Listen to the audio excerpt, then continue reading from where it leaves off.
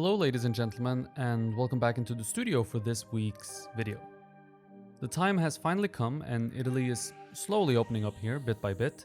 I'll be back in the studio working again on June 3rd, but before then I thought it was time to get back to this third scale maquette of Kronos and do a little bit more work on him.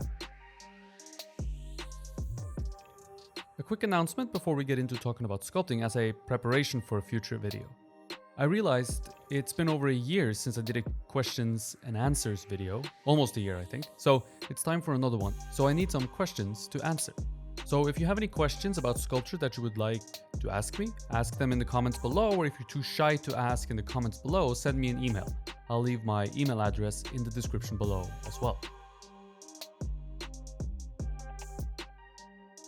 Okay, with that out of the way, we are on to sculpting. Many of you wonder what kind of clay I use. It's a very typical question that I ask. And the clay that I use is simple water-based clay. And as you can see, I need to wrap up the sculpture in plastic in order for it not to dry out between sessions. The clay lasts for quite a long time if you wrap it up well after every session. Depending on the size of your sculpture, it can last for months. If it's a big sculpture, it can last for years perhaps. If it's a small sculpture, maybe just a few weeks. Thin sections will dry out faster because they can't hold as much moisture and water, and so this is something to be aware of and keep in mind. This is certainly not the only reason, but it's one of the reasons I begin with working on the core of the sculpture. That's the torso and the pelvis, which are large masses of clay, and they can stay workable for a very long time as they can hold a lot of moisture.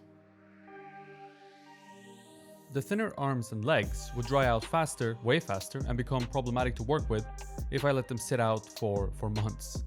And sometimes these things take months to finish.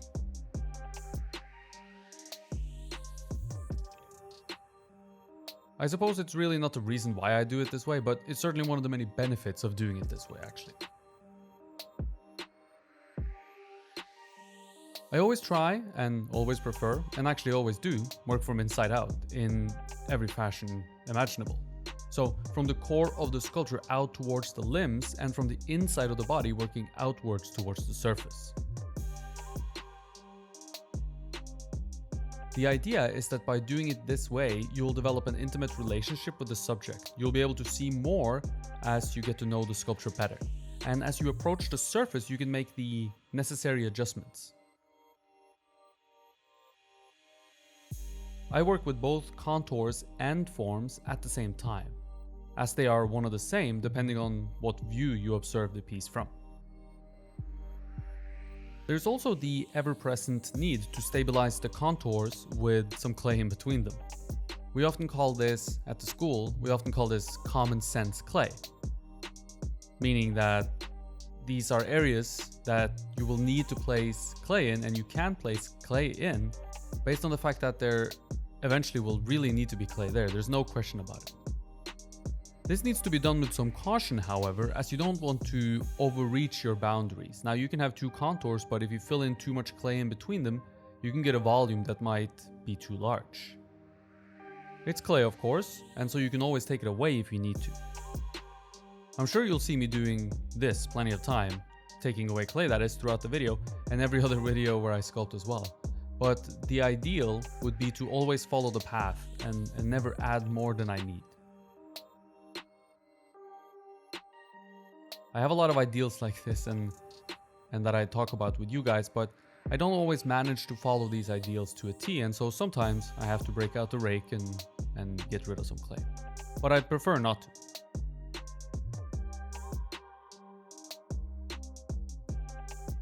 The way of sculpting from inside out allows me some technical advantages, as I mentioned. One of them being that the arms and legs get sculpted later than the main body. The thinner sections, like arms and legs, dry out a lot faster, so it makes sense to sculpt them last. Another technical advantage it affords me is related to the clay that I'm working with. Now, if you're working with water-based clay as well, it can benefit you too, so pay attention here. Water-based clay is at its most pliable and workable straight out of the bag that you bought it in. It's quite sticky as well at this point, which is quite nice, and it's very soft. But because it's soft, it doesn't hold its own weight particularly well, it's not very stable. So by working from inside out, I only add a bit of clay to the leg at a time, not a lot at once. And by adding a little bit at the time, the clay is allowed to dry out and harden up a bit, making it capable of supporting the rest of the clay that needs to be added on top of it. The wetter the clay is, the less capable it is of holding onto the armature wire as well, and if it's too wet, it tends to slide around on the armature wire, which is quite annoying. Letting the clay that surrounds the armature wire dry out a little bit means it gets a thorough grip on the armature wire and your clay leg won't slide around on your armature. A leg that's sliding around on the armature and will very often have a tendency to rotate on the armature and crack as well, which is very annoying and not ideal at all for a decent or good working experience. You'll notice that in the beginning here, I'm kind of working from two views. I'm working from the front and I'm working from the side. Obviously, the base is in the way of most of the leg from the back, and the view of the inside of the leg is mostly obscured by the other leg. Observing on equal terms is a key element to my observation technique, maybe perhaps what you could call my observation technique. And it was taught to me at the Florence Academy of Art by Robert Bowden. Even though I'm not working with a model at the moment, I'm still using the very same technique. For me, it's not only a method for making sure I observe the model and the sculpture on equal terms, or in other words, from the same view. It's become the easiest way for me to organize my contours and forms as well. Even though I'm not working from a model, I can still establish somewhat convincing contours. By switching view, I connect those contours to the internal information, also known as forms or shapes, if you will. I have, of course, a library of information in my mind to draw on here, having worked from life many times before. And I kind of know what kind of leg I'm after here, what kind of leg I'm after making. And I know the muscles, the forms, and the shapes that make up the leg, for the most part. And so I'm able to improvise and create a fairly convincing leg from imagination.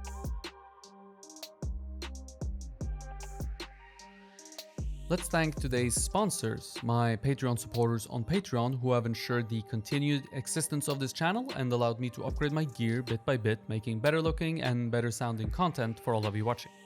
If you're interested in supporting the channel, or perhaps interested in getting personal feedback on your sculptures from me, then Patreon is the place for you. You will get in-depth feedback on techniques and how you can apply them to your own work. Anything sculpture related goes. We can talk about armatures, supplies, mold making, anything you need help with in your sculpting endeavors. So check it out, there's a link in the description below. And again, thank you so much to those of you who have given generously and supported me. It really means the world. While I had measurements from my model on where to place the feet, I realized that a little adjustment was needed. The base, where the foot was meant to contact, was a little too high, and so I had to carve away a little bit of the ground plane in order to make space for the length of the foot. Even the very best, and I'm not saying that I'm the very best by any means, needs to make adjustments like this from time to time. And knowing this makes me feel less bad when I have to do it myself. What's good is that making that change was very easy because it's just clay beneath the feet. Clay can easily be manipulated, of course, so no big deal. And this is one of the reasons I always recommend building a little safety valve, some margin for error into your sculptures where you can and where it's easily done. Here I obviously have a lot of margin for error, but in the case where the sculpture is sitting on the wooden base, for example, it's best not to have the sculpture sitting directly with his clay bum straight on the wooden base. As I said, even the best makes mistakes. And if you get stuck in a situation where the wooden base is limiting the length of your leg, by the foot, for example, touching the wooden base, now your leg is too short, what do? What you have to do is everything above the leg needs to raise in order to increase the length of the leg. Now this is a huge pain in the ass, of course. If you have the foot on a clay base, even if it's a thin one, you can simply drop the clay base down a little to increase the length of the leg, which is a much easier solution. Having the opportunity to head in both directions should you need to, is also very nice. So perhaps you drop the leg down a little bit and perhaps you lift the pelvis a little bit. Remember that if you have something that needs to move, it's always a good idea to move it a little bit on both ends in order to get it to go where it needs to go, instead of moving it a lot from one side. Every sculpture has a lot of compromises and mistakes built into them, but the smart move is to make those compromises as small as possible so that they'll go unnoticed. And of course, limit the amount of compromises as much as possible. The less compromises, the better, but there's always going to be some, so you might as well make them as small as you possibly can. I'm working quite a bit on the contour running along the back of the calf. I'm working on this contour from the side view.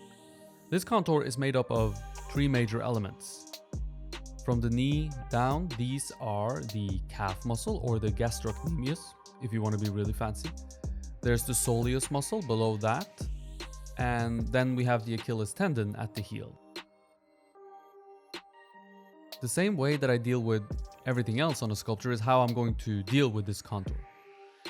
I know what I'm looking at first and foremost, and that's a big thing. I'm aware of what the muscles and the tendons are, and I know which one is which. It's less of a thing here, perhaps, in this scale, but in much larger scales, the tangible difference between muscle and bone and tendon must not only be represented properly, but must be sculpted so that the viewer can feel what he is looking at as well. Knowing what you're looking at can therefore be of a big help. Now, I'm no master anatomist by any stretch of the imagination, but for the most part, I know what it is that I'm looking at when observing the human body. And if I'm ever in a situation where I don't know, I'm not shy about opening up the anatomy book and refresh whatever knowledge is missing. Once we know what we're looking at, it's time to break it down. All 3 elements must fit within the length of the lower leg somehow. And a key trick here is to avoid making them all the same length, which is a very typical human thing to do. We all like to have things neatly organized. But in sculpture, this is a big mistake. In nature, you'll observe this over and over again, but sometimes you can take some artistic license. Personally, I prefer to only take very small amounts of artistic license in order for every piece not to look the same. Working from life, and this is an important point, working from life affords you the chance to break away from your ideas of what the human body looks like. And in this way, each piece will have its own unique and personal characteristic, depending on the model that you're working with, and they won't all look the same, which is a good thing in my book. I'm constantly tweaking the 3 elements and their relationship to each other as I continue to sculpt. It's hard to give pinpoint accurate ratios here, but it's somewhere in the neighborhood of the calf muscle being the second longest, the soleus being the longest, and the Achilles tendon being the shortest. Anytime I'm faced with a situation where I have several forms making up one length, I try to break them down like this. This also works well when trying to break down complex curves, for example. Now, every one of these 3 forms that I just mentioned are made up of complex curves as well, and those complex curves can be broken down in the same fashion using the 1, 2, 3 rule. By figuring out where to place the longest line, the medium line, and the shortest line, we can organize the complex curve or the complex shapes in a leg, in this case, very easily, or at least a lot easier than if we don't do it this way. Now, the order of lines can be of any combination, as long as it is the combination that you observe on your model or your reference. Now, you might not get as far as you want using this technique, but it is at least a really good place to start. Now, once you get this right, you can continue tweaking and making it even more accurate. Let me mention the tools that I'm using to sculpt here. It's about 3 tools. My hands, obviously, and 1 wooden tool and 1 rake tool. Now, you can get a lot done with your hands, and you'll probably see me for the majority of this episode applying clay with my hand. Some sculptors like to apply every piece of clay with a wood tool, which is of course a little bit more accurate, and to each his own, I guess, but personally I prefer the speed of working with my hands. And I can get pretty accurate with my hands. I can even get some rudimentary modeling done using my hands. And by modeling in this case, I mean working transitions and adding volumes to my form. I tend to roll the clay into a small ball or a small sausage shape before applying it to the sculpture. Usually the sausage shape actually. The sausage gives me the opportunity to describe direction of form using my clay application. This becomes less and less relevant as I go along, but in the beginning it's an easy way to get a sculpture that's really rough, to read really well visually. By this, I mean the sculpture doesn't look too much like a mess, even though that's exactly what it actually is. It will look organized. Now I suppose it is organized, so it's not really a mess, but it's very easy to make something very well organized look like a mess, so it won't read well visually. So it doesn't appear organized, I guess.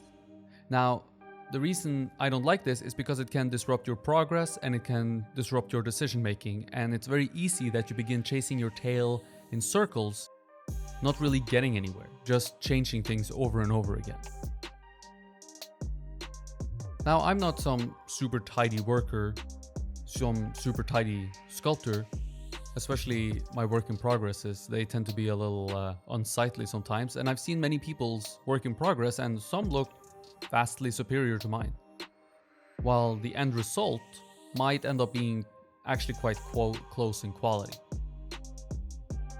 So I'm by no means the most tidy or organized sculptor out there. So the way that I try to combat this is by applying clay with my hands to not get bogged down applying small dots of clay with my tool everywhere, which would slow me down tremendously. And I try to combat the messy nature of using your hands as a sculpting tool by using the rake tool. The rake tool is a very easy and fast way to clean up uneven surfaces and get what, from a distance at least, seems like a very smooth and nice surface.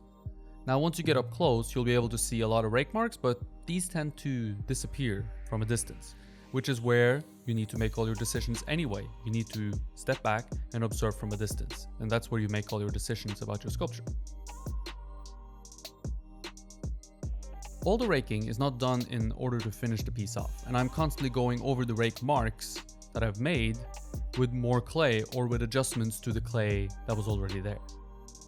For me, it's more of a way to clear my vision a bit, to see what else needs to be done in order to continue improving the piece, to get rid of some of the noise and visual disturbance created by the rough application of clay by hand. So consider it an intermediary step. Rakes can certainly be used to finish a piece, and many people do so very successfully, leaving very obvious rake marks, and it's a bit of a personal aesthetic, I think. But for me, it's not ideal, it's not what I want. However, I do prefer to include the rake as a tool in the process, and not have it be the end of the process.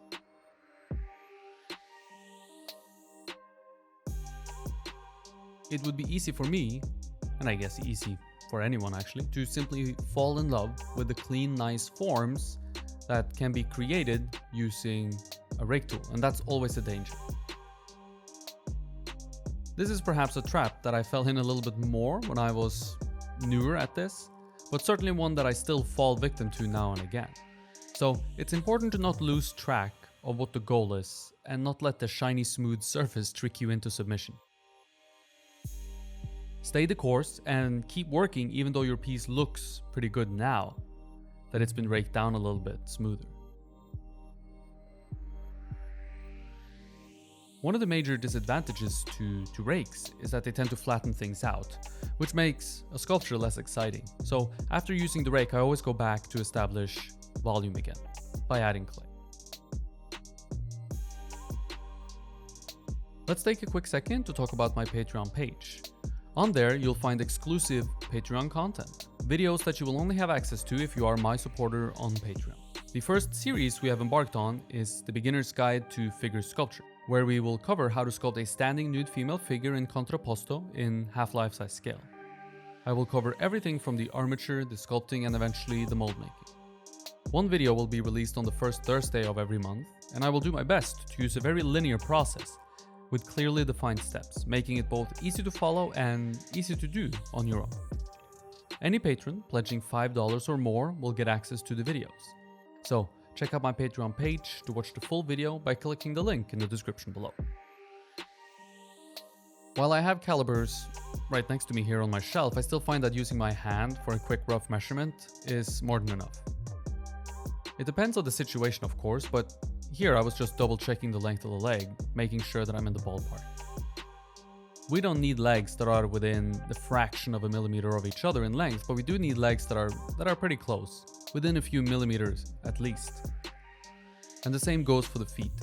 Because I sculpted one and liked the way that it looked, I measured off of it using my hand and transferred that rough measurement to the other foot. It's a good enough place to start, and then you can make finer adjustments, which I will make using my eyes.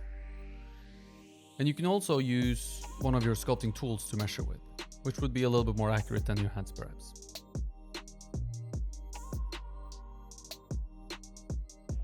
When I did this part of the process, when I sculpted on this particular day that you're watching me sculpt, I hadn't sculpted in a while, and so I was a bit rough around the edges. Now, what I should have done that would have been more effective is to work on both legs and both feet together at the same time. This way you don't make one you think you are very happy with and then try to match the other to it, but you improve both as you go along and make adjustments as needed to both. This usually leads to a better result, and a better result that comes faster. However, it's just feet, so it's not as critical as a face or the eyes, for example. I always recommend working both sides at the same time, however, and it's almost always the way to go, I find. And here I didn't follow my own advice, and I got a little bit too hung up on one leg and making one leg look nice, which is something for me to look out for and improve on in the future. For a scale like this, which is around a half life-size scale compared to a regular human, there's little reason to sculpt very realistic feet.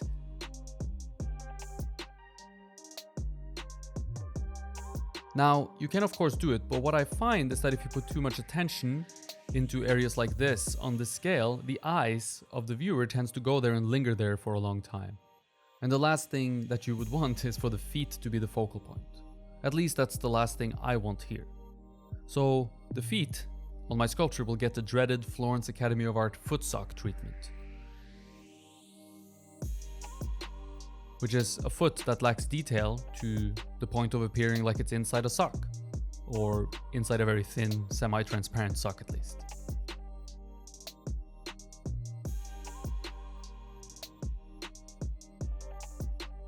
This is one of the many lessons you can gain from doing pencil drawings from life, which we do for 2 hours in the afternoon, twice a week here at the Academy.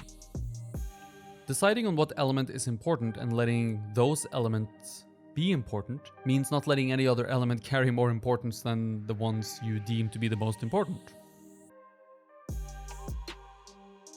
If I want to focus on the face, then rendering the toes as much as the face is counterproductive to that goal, as now I have stated with my hard work to any viewer that the toes are as important as the face. I'll probably include some more details than what you see here on the feet later, but not too much, and never enough to compete with the face and the hands, which I consider in almost every case, and especially here, to be much more important than the feet. In larger scales, this changes somewhat as the expectation of what we should be able to see changes, but at a smaller scale like this, the sock feet will fly right under the radar and allow the viewer to direct their attention to the more important elements of my sculpture.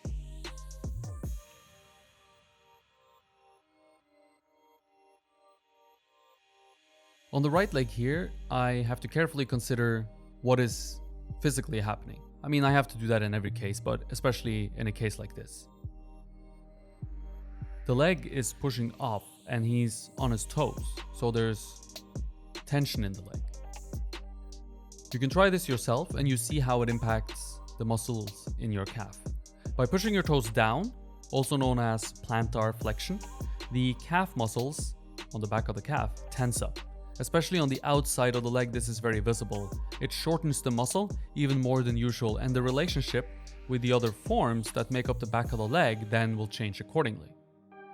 Muscles in tension will also tend to be more slender and thinner than relaxed muscles. And you'll see this in a contrapposto, which is a pose where all the weight of the body is carried by one leg while the other leg is responsible for balancing. Both legs are touching the ground, by the way. The leg that carries the weight will appear thinner than the leg that does not. The leg in tension will also be a lot more cut. The transitions will be sharper and there's going to be more contrast. It's going to need more heavy modeling. So keep in mind what the leg, or any body part for that matter, is doing while you're sculpting it.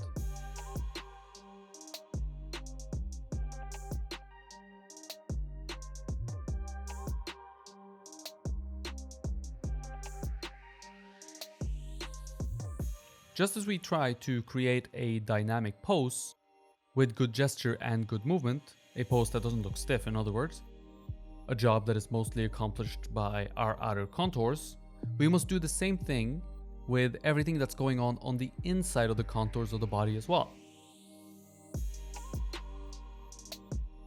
So, differentiating the tension on one side to the other. Make sure the tension is not continuous in the entire piece, but carries the eye of the viewer not only up the piece, but also side to side.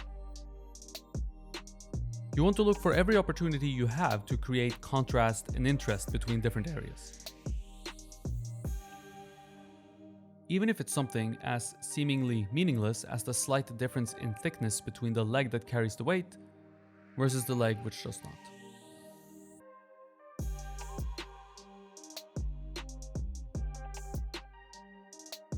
I hope you enjoyed the video, and if you did and want to learn sculpture from me or just want to support the channel, check out my Patreon page.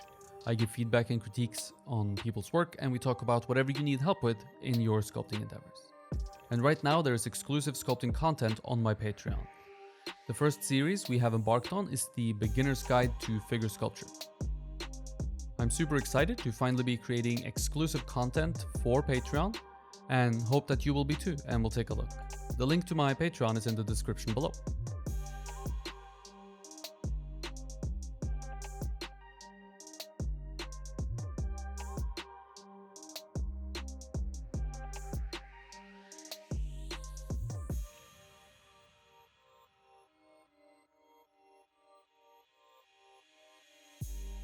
Thank you for watching, and stay tuned for a new video next Thursday. Hit the subscribe button and the bell to be notified whenever a new video comes out. If you enjoyed the video, click the like button and share it with your friends and family. It really helps me out a lot.